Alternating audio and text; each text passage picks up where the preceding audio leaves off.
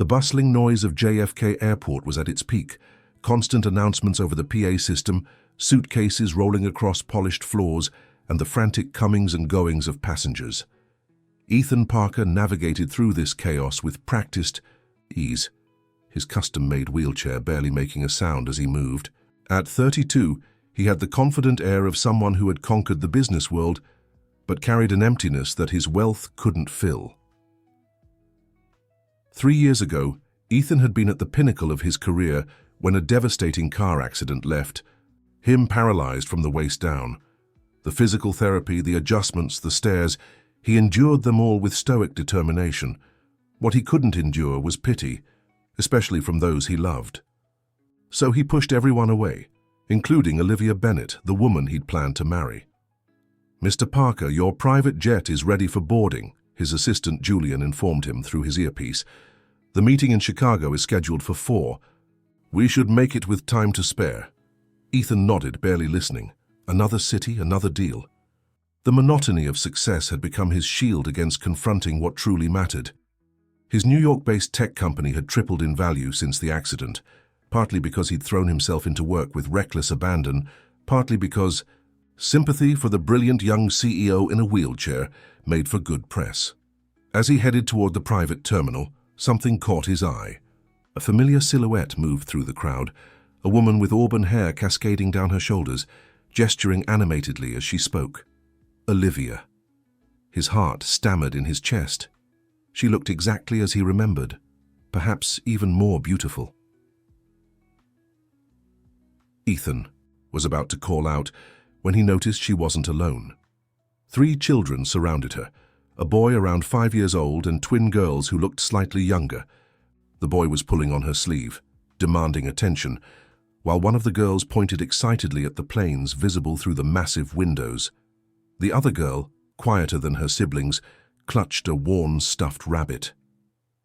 A chill ran down Ethan's spine as he studied the children's features. The boy had his exact jawline and nose. The twins shared his distinctive grey-blue eyes. These weren't just random children. They bore an unmistakable resemblance to him. "Mr. Parker?" Julian's voice crackled in his ear. "Is everything all right?" Ethan ignored him, propelling his wheelchair forward. "Olivia?" he called out, his voice barely audible over the airport noise. She turned, and their eyes met. Recognition, shock, and something akin to fear flashed across her face. She whispered something to the children and nudged them behind her protectively. "Ethan," she said, forcing a smile that didn't reach her eyes. "What a surprise." The children peered at him curiously. The boy, bold and unafraid, stepped forward. "Who's that, Mom?" "Mom." The word hit Ethan like a physical blow. "An old friend," Olivia replied, her voice tight. "Ryan, take your sisters to that bench over there. I need to talk to this gentleman for a minute." Ryan, his son's name was Ryan, nodded seriously and led his sisters away, occasionally glancing back with undisguised curiosity. "They're mine, aren't they?" Ethan asked once the children were out of earshot. His hands gripped the wheels of his chair so tightly his knuckles turned white. Olivia's silence was answer enough. She looked away, watching the children instead. "How could you not tell me?" he demanded, keeping his voice low despite the anger surging through him. 5 years. Olivia, 5 years of their lives gone. "You made it very clear you wanted nothing to do with me after the accident," she replied, her voice clipped. "You pushed me away when I tried to help. You said you didn't want my pity, remember? You told me to live my life and forget about you." "But children, our children, that's different," Ethan insisted. "You had no right." "I had every right," she interrupted, her green eyes flashing. "I discovered I was pregnant 2 weeks after you shut me out of your life. I called you multiple times. Your assistant said you weren't taking my calls. I even went to your apartment, and security wouldn't let me up. What was I supposed to do?" Ethan felt sick. He remembered those weeks after the accident. The dark depression, the fury at his broken body, the orders to his staff to shield him from everyone, especially Olivia. He'd been determined not to be a burden to her, to set her free from what he saw as an obligation to a crippled man. "I would have helped financially at least," he said weakly. Olivia laughed, a brittle sound. Money was never the issue, Ethan. I wanted the children to have a father, not a blank check. Besides, my design firm has been quite successful. We've managed just fine. Mom, can we get hot chocolate? Ryan called from the bench, breaking the guy. Tension. Olivia sighed, checking her watch. Our flight to Boston leaves in an hour. We should go through security. Boston? You live in Boston now? Ethan's mind raced. All this time she'd been just a short flight away. Olivia, please. We need to talk about this properly. She hesitated, conflicting emotions crossing her face. What's there to talk about? You have your life, I have mine. They're my children too, Ethan insisted. I deserve to know them. He paused, softening his tone. And they deserve to know me, don't they? Even if I'm this. He gestured at his wheelchair. Something in his voice must have reached her because her expression softened slightly. We're staying at the Langdon Hotel in Boston for a week. Ryan has a science competition. If you're serious, you can come. By tomorrow evening around 6. But Ethan, she added, her voice firm, if you're going to be in their lives, it has to be for real. No disappearing acts. These children have never had a father. I won't let them get attached to you only for you to decide it's too difficult. Ethan nodded solemnly. I understand. As Olivia gathered the children, the quiet twin, one of his daughters, looked back at him with curious eyes. She lifted her small hand in a tentative wave. Without thinking, Ethan waved back, his throat tight with emotion. Mr. Parker, Julian appeared at his side, concern etched on his face. The pilot says we need to leave now, if we're going to make the Chicago meeting. Ethan watched as Olivia and the children disappeared into the security line. In that moment, he made a decision that would alter the course of his carefully constructed life. Cancel Chicago, he instructed, turning his wheelchair around, and book me on the next commercial flight to Boston. Julian's jaw dropped. But the Jensen merger can wait, Ethan finished firmly. For the first time in years, something more important has come up. As his assistant scrambled to rearrange his schedule, Ethan felt a strange mixture of terror and hope. 3 children, his children, had been living and growing without him. He'd missed first steps, first words, first days of school. But maybe, just maybe, it wasn't too late to be the father they deserved. The question was, could a man who had spent years building walls around himself learn to let 3 small children in? And would Olivia, the woman he'd pushed away in his darkest hour, give him the chance to try? The Langdon Hotel in Boston's Back Bay exuded old-world charm with its marble columns and crystal chandeliers. Ethan sat in the ornate lobby, checking his watch for the 5th time in as many minutes. It was 5:45 p.m. He was early, deliberately so. After landing in Boston the previous evening, he'd spent a sleepless night in his hotel suite, rehearsing what he would say to Olivia and the children. His phone buzzed with messages from his executive team, all variations of the same theme. Where are you? What's happening? The Jensen merger is falling apart. For the first time in his career, Ethan ignored them all. Some things couldn't be delegated or postponed, and this was one of them.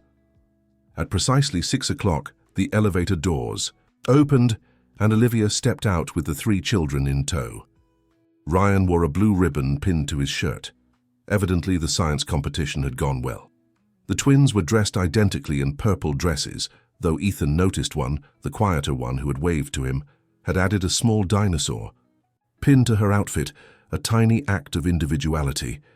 Olivia spotted him immediately, her expression guarded as she led the children over. You came, she said, neither pleased nor displeased, simply stating a fact. I said I would.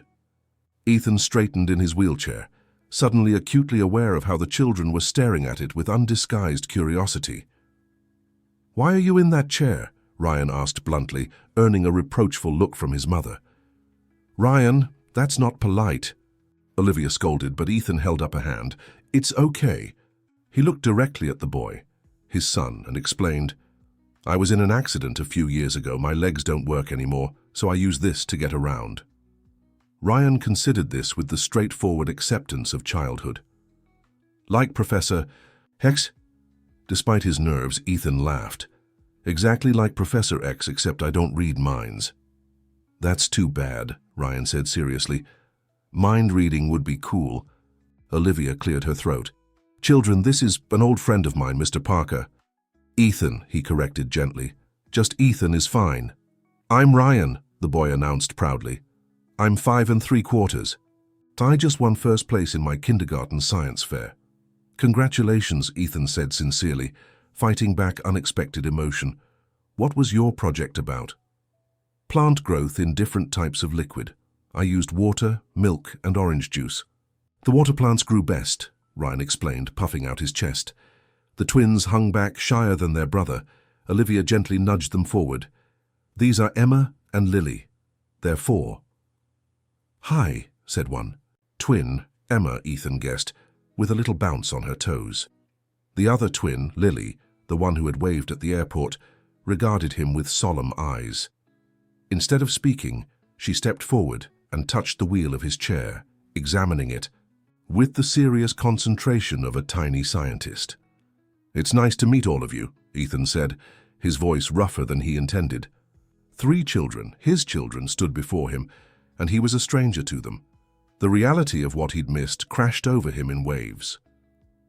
We were going to have dinner in the hotel restaurant, Olivia said. Would you like to join us? The invitation surprised him. I'd like that very much. The restaurant accommodated his wheelchair easily, placing them at a corner table with ample space.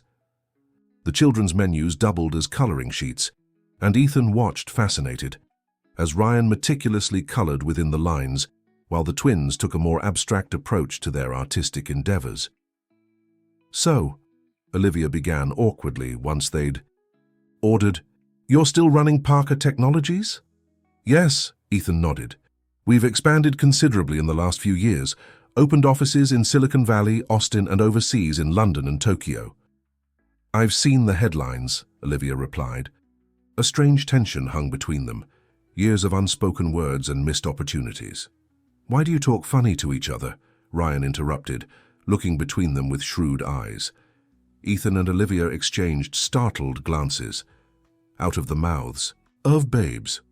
Sometimes grown-ups get a little awkward when they haven't seen each other in a long time, Ethan explained carefully. Like when I see Grandma and Grandpa at Christmas? Ryan asked. Olivia smiled. Something like that. As the meal progressed, Ethan found himself relaxing. The children were bright and inquisitive, especially Ryan, who peppered him with questions about his wheelchair, his work, and whether he liked dinosaurs. He did, earning points with both Ryan and Lily, who apparently shared a prehistoric fascination. Emma, he discovered, was the more outgoing twin, chattering about her preschool and her best friend, Zoe. Lily spoke less but observed everything with intelligent eyes that missed nothing, eyes exactly like his own. When the check came, Ethan reached for it, but Olivia was faster. My invitation, she said firmly. Please let me, he countered. No. The steel in her voice surprised him. I've managed for 5 years, Ethan. I don't need or want your money now. He backed down, recognizing the pride and independence she'd built. I understand. After dinner, Ryan tugged at Ethan's sleeve. Can you come see my science project? Mom has pictures on her phone. Another time, perhaps, Olivia interjected, gently. It's getting late, and you 3 have swimming lessons tomorrow morning. Disappointment flashed across Ethan's face before he could mask it. Olivia noticed and hesitated. However, she added, her tone softening slightly, we'll be at the Boston Children's Museum on Saturday afternoon around 1 if you'd like to meet us there.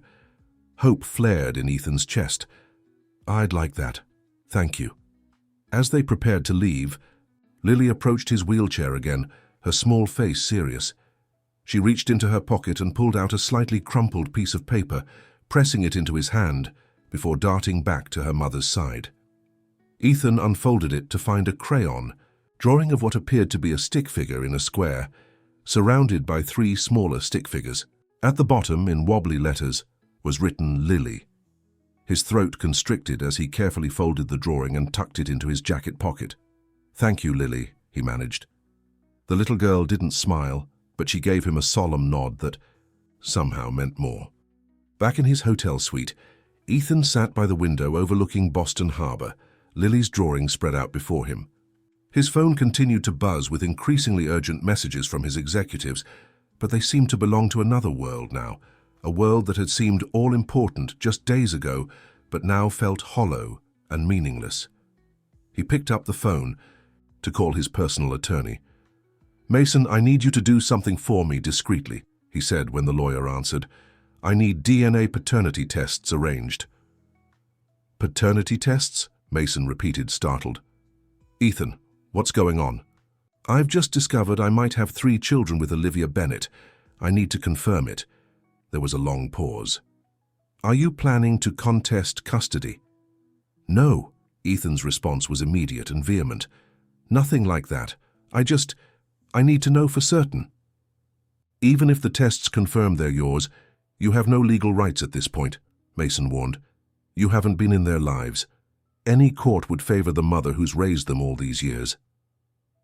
"I'm not looking to take them from her," Ethan clarified.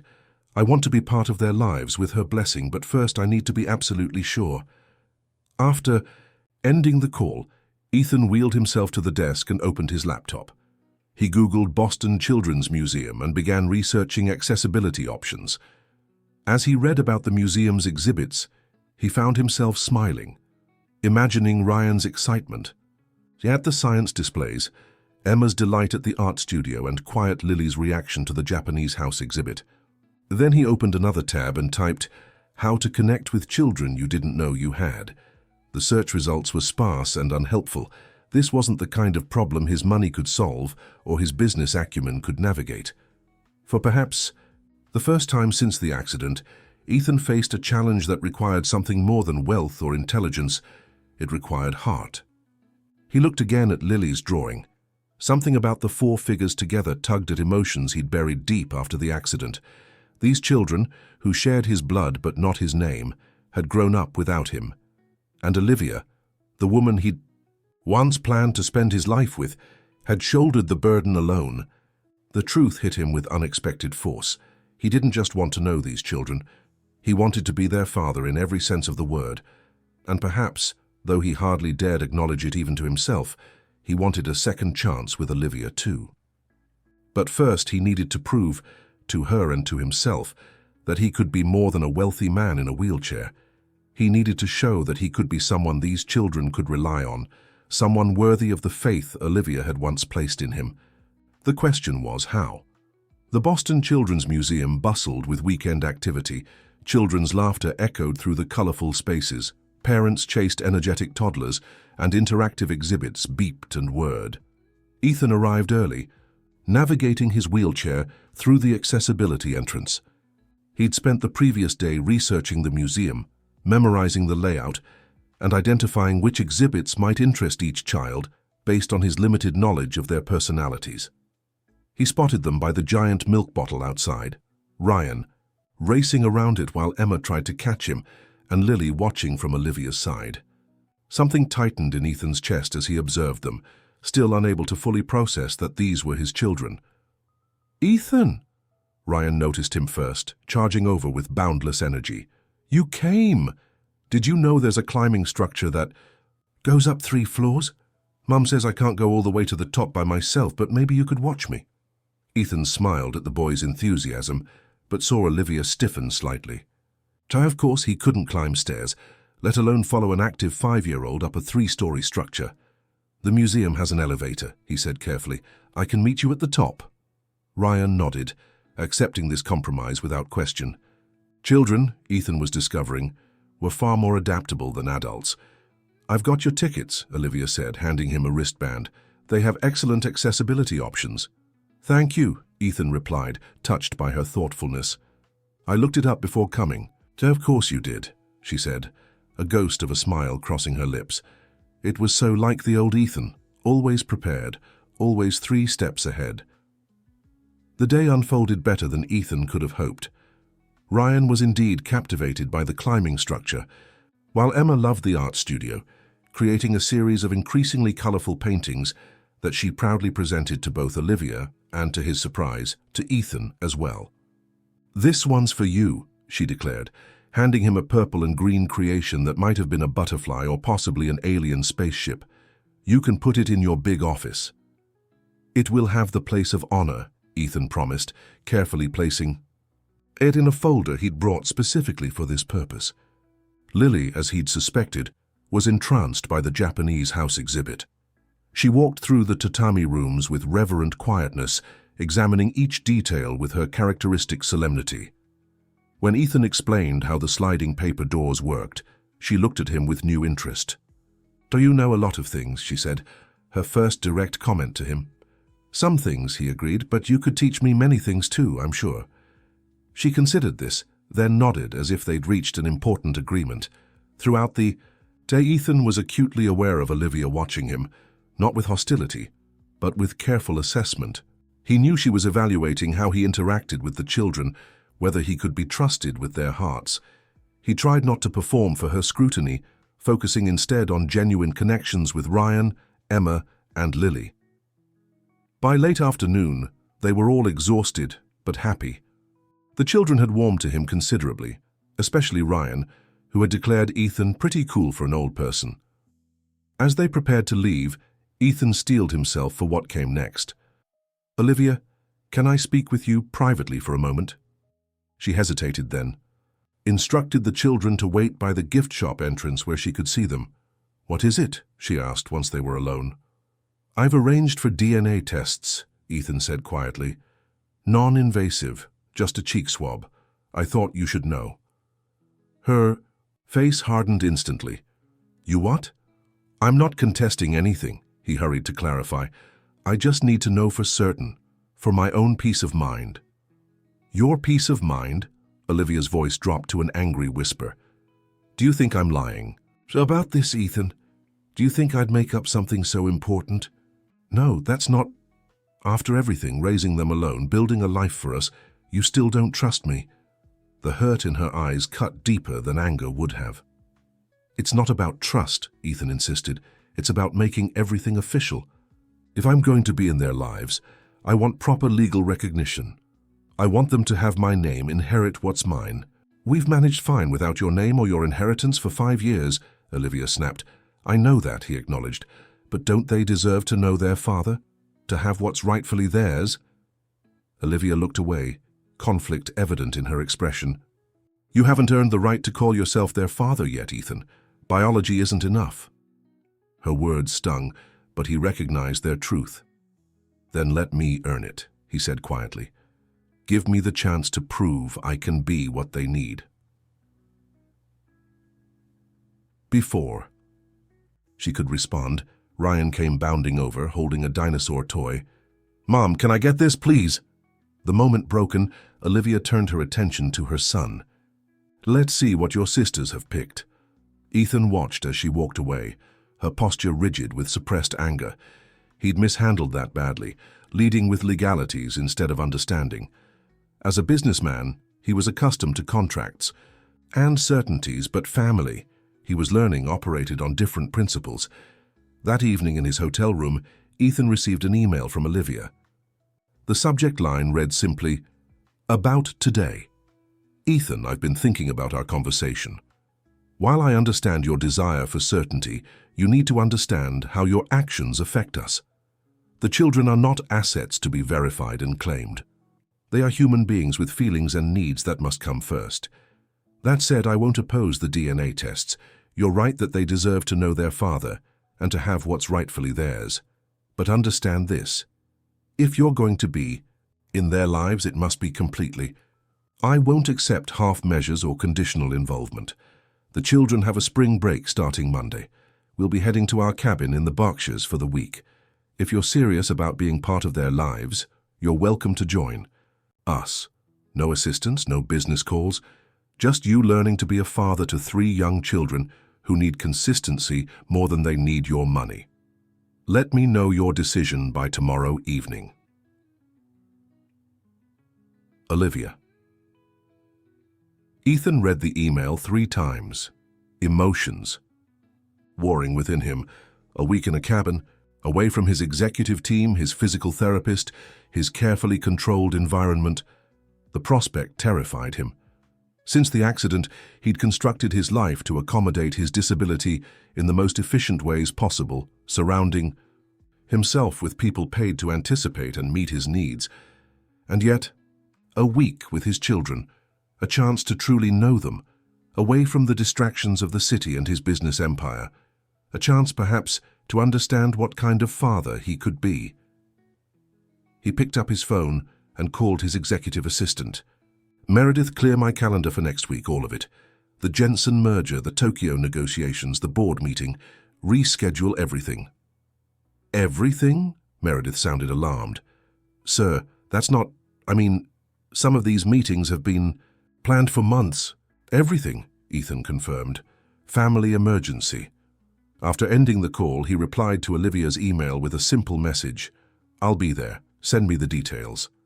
Then he opened his laptop and began researching cabins in the Berkshires wheelchair, accessibility in rural settings, and, after a moment's hesitation, activities for fathers and children. The results were overwhelming. Board games, nature walks, fishing, stargazing, storytelling, arts and crafts. Most guides assumed the father had been present from birth, building on established relationships rather than creating them from scratch. Ethan closed his laptop, anxiety gnawing at him. He was excellent at many things: business strategy, technological innovation, accumulating wealth. But being a father, connecting with children he'd never known, navigating a complex relationship with their mother, whom he'd once loved and then pushed away. These were challenges no business school had prepared him for. Yet as daunting as the prospect was, Ethan felt something he hadn't experienced in years: purpose beyond profit, connection beyond contracts. The children, Ryan with his boundless energy and curiosity, Emma with her artistic exuberance, and quiet, observant Lily, had awakened something in him he'd thought died in the accident. For the first time since that fateful day, Ethan Parker was thinking beyond his limitations to the possibilities that lay ahead. The week in the Berkshires wouldn't just be about getting to know his children. It would be about rediscovering parts of himself he'd abandoned long ago. And perhaps, though he scarcely admitted it even to himself, it might also be a chance to understand what had gone wrong with Olivia, and whether anything between them could be salvaged from the wreckage of their past. As he prepared for bed, Ethan's phone buzzed with a text message. It was from his lawyer, Mason. "DNA results are in. 99.9% match for all 3 children. Congratulations, you're definitely their father. How do you want to proceed with legal recognition?" Ethan stared at the message, a complex mixture of emotions washing over him. Despite being almost certain already, seeing the confirmation in black and white made it real in a way nothing else had. He was a father, had been for years without knowing it. Rather than responding to Mason, Ethan found himself composing a message to Olivia. "The tests confirmed what I already knew in my heart. Thank you for giving me this chance. I won't let them down again, or you." His finger hovered over the send button. Was it too much, too soon? Would she see it as manipulation? After a moment's hesitation, he deleted the draft. Better to prove his intentions through actions rather than words, starting with the week ahead in the Berkshires. For now, that would have to be enough. The Berkshires greeted them with a spectacular spring display, rolling green hills, flowering trees, and the fresh scent of pine in the air. Ethan followed, Olivia's SUV and his specially adapted rental car, watching as the urban landscape gave way to lush countryside. The narrow, winding road presented challenges he hadn't anticipated, but he'd insisted on driving himself rather than hiring a chauffeur. Independence, he was learning, meant different things in different contexts. When they finally arrived at the cabin, Ethan's heart sank. Though charming with its wooden exterior and wide porch, the structure featured several steps leading to the entrance. No ramp in sight. He sat in his car, contemplating the unanticipated obstacle, when Ryan appeared at his window. "Mum says to come around the back," the boy announced. "There's a ramp she had built last year for Grandma's wheelchair when she broke her hip." Relief washed over Ethan as he followed Ryan's directions. The back entrance featured a gently sloping ramp that led directly into a sunlit kitchen. Inside, Olivia was unpacking groceries while the twins explored the cabin, opening drawers and cabinets with childish delight. "You had a ramp built," Ethan asked, surprised that she'd considered wheelchair accessibility before he was even back in their lives. For my mother, Olivia explained, not meeting his eyes. She fell last winter, needed a wheelchair for 3 months, but yes, I had it built properly. Contractor grade, not temporary. The implication hung unspoken between them. She had created a space where someone like him could navigate independently. Whether intentional or not, it felt like a door left ajar in a house he thought permanently locked to him. The cabin itself was modest but comfortable. 3 bedrooms, an open-plan living area with a stone fireplace, and a screened porch overlooking a small private lake. The doorways were wide enough for Ethan's chair, and most essential items were stored at accessible heights. He wondered if these adjustments had been made for Olivia's mother as well, or if they'd been made with him in mind. That first day established their rhythm for the week. Mornings began early, with the children's limitless energy propelling everyone into activity before Ethan had finished his first cup of coffee. Olivia managed them with practiced efficiency, anticipating needs and diffusing potential meltdowns. Before they gained momentum, Ethan watched her, admiring the capable mother she'd become in his absence. "You're staring," she said on the 3rd morning, catching him observing her as she braided Lily's hair while simultaneously quizzing Ryan on his spelling words.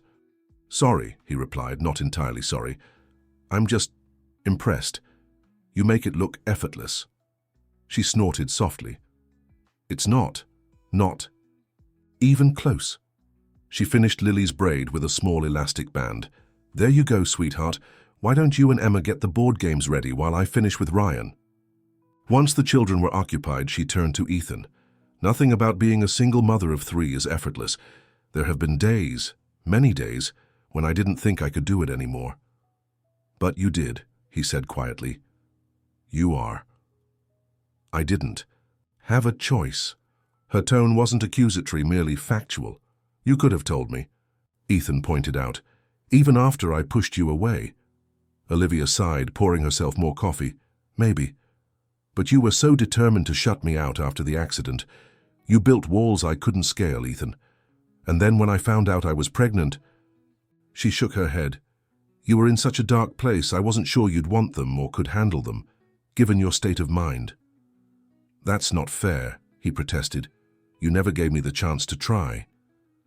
"Maybe not," she conceded. "But you have that chance now. The question is, what are you going to do with it?" Before he could respond, Ryan called from the living room. "Mum, Ethan, are we playing Monopoly or not?" The moment broken, they joined the children, who had set up the game on the coffee table. Ethan found himself teamed with Lily, the quiet twin who still regarded him with solemn curiosity. "Do you know how to play?" he asked her gently.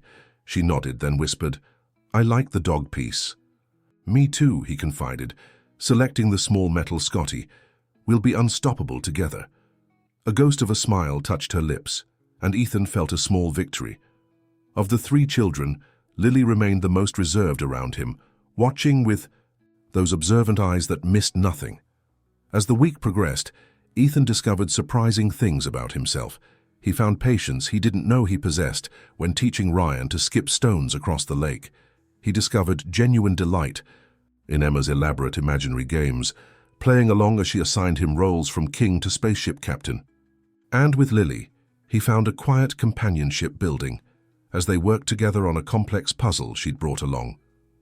On the 4th day, during a rainstorm that kept them indoors, Olivia walked in on Ethan, sitting on the floor with all 3 children, his wheelchair pushed aside. They had created an elaborate fort using blankets, chairs, and his wheelchair as structural supports. Inside, he was reading to them from a well-worn copy of Charlotte's Web, doing different voices for each character. Olivia stood in the doorway, unnoticed, watching the scene with an unreadable expression. When Ethan finally spotted her, their eyes met over the children's heads. Something passed between them, a moment of shared recognition that perhaps things were changing in ways neither had anticipated. That night, after the children were asleep, they sat on the screened porch watching lightning illuminate the distant hills. Olivia handed him a glass of wine, then settled into the chair beside him. "Ryan asked me today if you're their father," she said without preamble. Ethan nearly choked on his wine. What did you tell him? The truth. That you are, but you didn't. Know about them until recently. How did he take it? Olivia smiled slightly. He wanted to know if that meant he could have a turn riding in your awesome chair, since he has half your DNA. Despite himself, Ethan laughed. That sounds like Ryan. Emma just wanted to know if you'd be coming to her dance recital next month. And Lily. She paused. Lily didn't say anything, but she went to her room and got that drawing she gave. You at the airport. She has a copy of it in her treasure box. Ethan's throat tightened. I've kept mine in my wallet. Silence stretched between them, comfortable and yet charged with unspoken possibilities. I was wrong, Olivia said finally. About you not being able to handle them. You're good with them, Ethan. Better than I expected. Thank you, he said quietly. That means a lot coming from you. But, she continued, her voice firm, this is 1 week. Parenthood is years, decades. It's showing up not just when it's fun and new, but when it's hard and boring and exhausting. It's parent-teacher conferences and doctor appointments and nightmares at 3 a.m. Are you really prepared for that? Yes, he answered without hesitation. I've missed 5 years, Olivia. I don't want to miss another day if I can help it. She studied him in the dim light. And your business empire? The meetings and deals and international flights? Will? Have to adapt, he said firmly. I've built something substantial, yes, but it means nothing compared to them. I can delegate, restructure, work remotely when needed. And us? She asked quietly. What about us, Ethan? The question hung in the air between them, weighted with their complex history. Before the accident, they had been building toward a future together, engagement, marriage, a family. Then his world had shattered, physically and emotionally, and he'd pushed her away in what he'd convinced himself was noble self-sacrifice. Now, years later, with 3 children between them, the landscape was infinitely more complicated.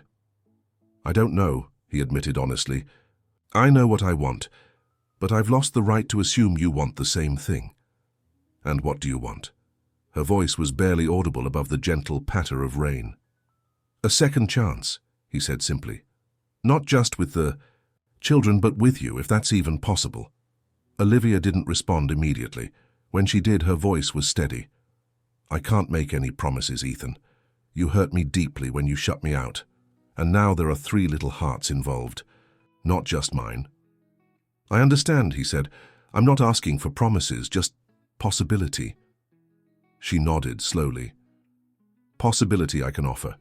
The rest we'll have to see about day by day. It wasn't everything, but it was a beginning, a fragile bridge being built over troubled waters. As they sat in companionable silence, Ethan felt a peace he hadn't known in years. Whatever challenges lay ahead, he was no longer facing them, alone in his carefully controlled world, and that made all the difference. 6 months later, the autumn leaves painted Massachusetts in brilliant hues of red and gold. Ethan's life had transformed in ways he could scarcely have imagined. That fateful day at JFK Airport. His sleek penthouse in Manhattan now featured 3 additional bedrooms, one decorated with dinosaurs and space rockets, one with unicorns and ballet slippers, and one with books and a star-speckled ceiling. Though the children's primary residence remained with Olivia in Boston, they stayed with him every other weekend and for longer periods during school breaks. The adjustment hadn't been without challenges. Ethan had reorganized his entire corporate structure, delegating responsibilities he once insisted on handling personally. He'd established a satellite office in Boston, where he worked 3 days a week, commuting back to New York for the remainder. His once simple schedule now revolved around school events, swim lessons, and pediatrician appointments.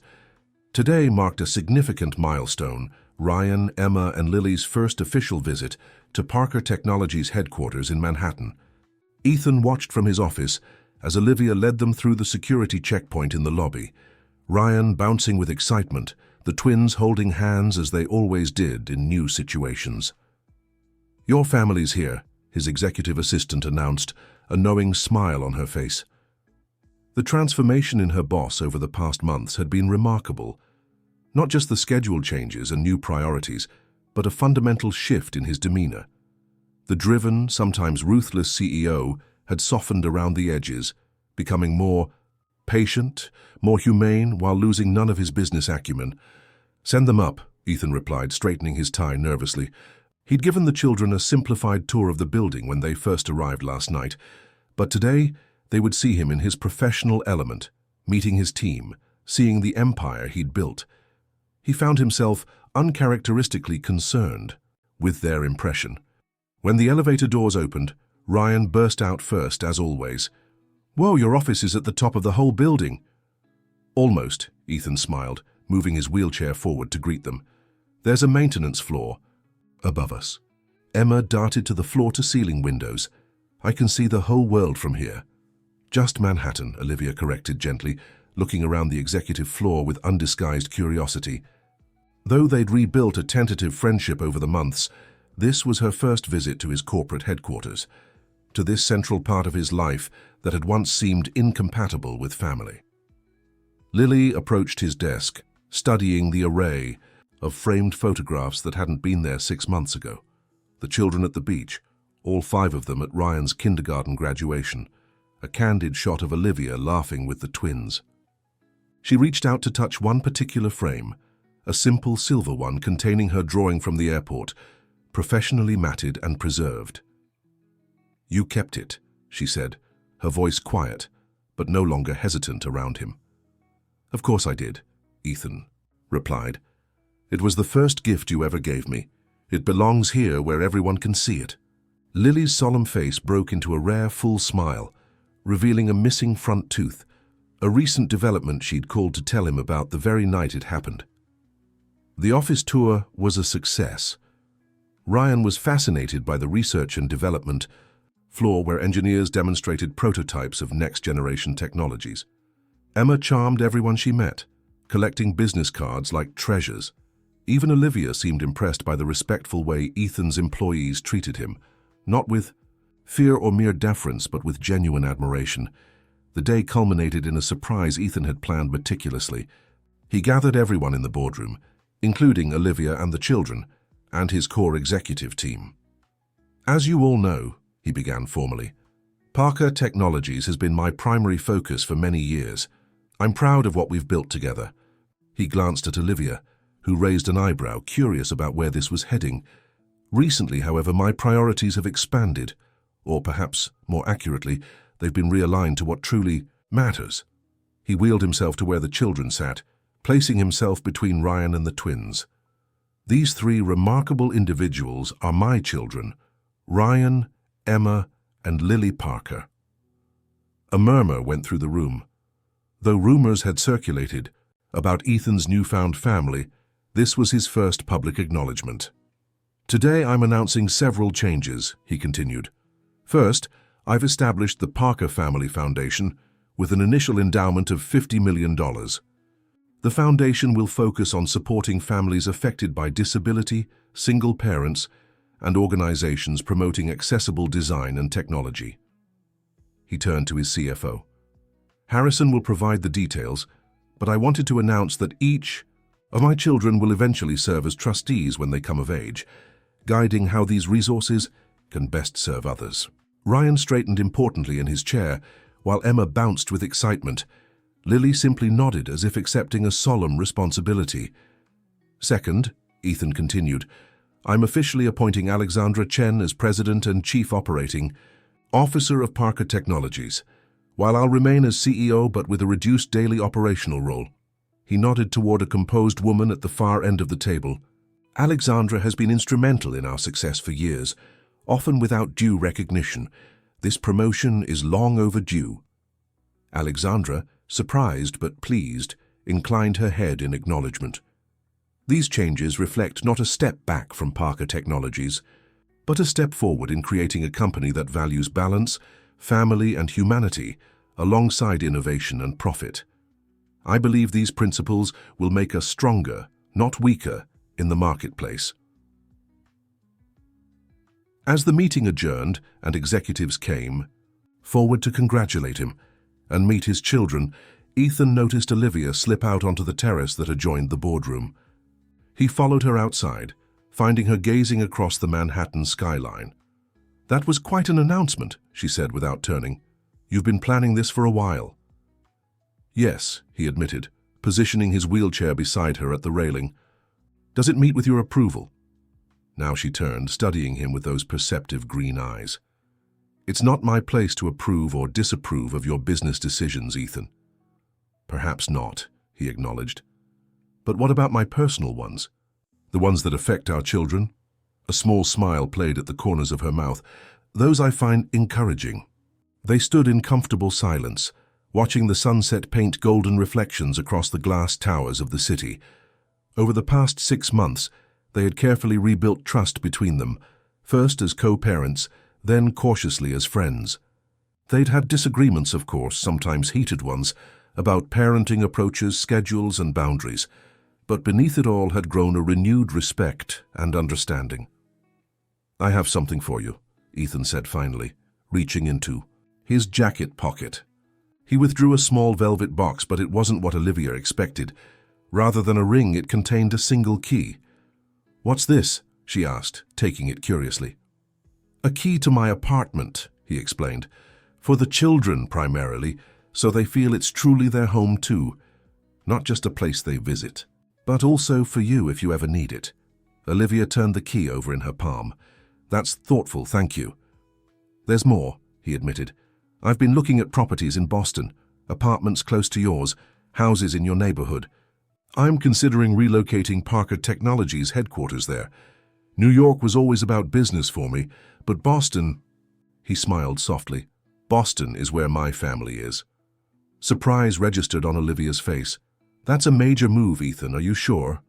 "Not completely," he admitted. "It would be complex, professionally and personally. But I want to be there for school plays and science fairs and everyday moments. Weekend visits aren't enough." She nodded, understanding. "And if you move to Boston, what then?" The unspoken question hung between them. Over these months of rebuilding, they had carefully avoided defining what they might become to each other, beyond co-parents. There had been moments, a lingering glance over dinner, hands touching as they both reached for a child's backpack, conversations that stretched late into the night after the children were asleep. But neither had been ready to name what was gradually reawakening between them. "Then we continue what we've been doing," Ethan said carefully, "taking one day at a time, building something new rather than trying to resurrect what was lost." He paused, gathering courage. "I love our children more than I thought possible, Olivia, and I never stopped loving you, even when I convinced myself pushing you away was the right thing to do." She didn't respond immediately, emotions playing across her expressive face. "I thought I'd moved on," she said finally. "I told myself I had, but seeing you with them, watching you become the father they deserve, it's awakened feelings I believed were long buried." "Is that a good thing?" he asked softly. "I'm still figuring that out," she admitted with a slight smile. "But I'm open to the possibility." From inside the boardroom, Emma's voice called out, "Mom, Dad! Ryan's showing everyone how he can do a handstand, and he's going to break something expensive." They both laughed, the tension broken. "Dad," Ethan repeated, savoring the word. "That still feels like a miracle every time I hear it." "You've earned it," Olivia said simply. "Not by DNA, but by showing up, by caring, by being willing to reshape your entire life around them." As they turned to go inside, she hesitated, then reached for his hand. "One day at a time, Ethan, but I'm open to the possibility of more." It wasn't a promise, but it was enough. More than he'd dared hope for when he'd first seen her in that airport 6 months ago. They had 3 extraordinary children between them, a complex history behind them, and a future neither could fully envision yet ahead of them.